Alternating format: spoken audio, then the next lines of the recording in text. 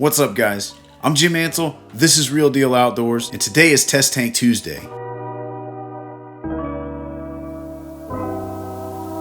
So this week we're trying something different. This is something that you guys have been asking for since I started Test Tank Tuesday, and tentatively we're calling this segment Tank Wars. So what we're going to do here is we're going to take a couple of lures, we're going to throw them in the test tank, and we're going to pit them head to head. I'm going to show you guys some footage of each one of these lures in the tank, then you guys are going to vote for which one of them has the best action. So I had a vision for how I wanted this segment to go down, and it can't really happen that way. I tried it tonight. It was just a nightmare trying to get the lures to actually cooperate with me. I wanted to do a split screen so that you guys could see both lures side by side simultaneously. Unfortunately, fishing lures kind of have a mind of their own. I spent over an hour just trying to get these things to stay in frame, and it just wasn't working out. So what I've ended up having to do is film each lure separately. I'm going to air a segment for each one of the individual lures back to back. And then I want you guys to head down in the comments section and you tell me which lure you think performed best. So for the first Tank Wars, what we're going to do is we're going to take a look at a couple of Senko style worms. We're going to take a look at the tried and true original Gary Yamamoto SENKO, and we're going to pit it against the brand new Sense Clout. Now these lures are pretty close in size, they're not exact.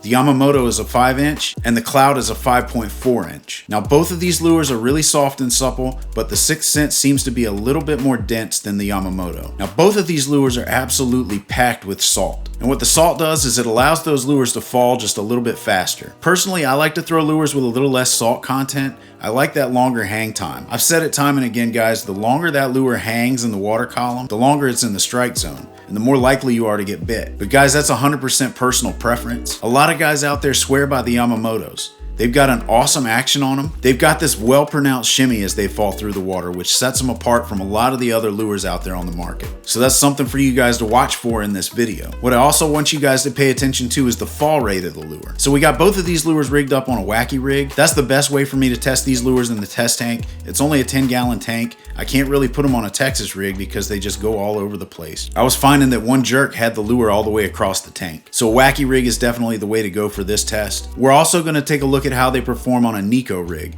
A Nico rig is essentially just a wacky rig, but it's got a nail weight in the head of the lure so that the head of the lure stays down on the bottom. Makes it look like a feeding bait fish. Now when we go on to the Nico rig, the more buoyant lure is probably going to win out. What you want is for that tail to stand straight up when you're working it. So make sure you guys keep an eye out for that. Anyway guys, let's go ahead and jump over to the test tank. We'll take a look at both of these lures, then we'll talk a little bit about them at the end.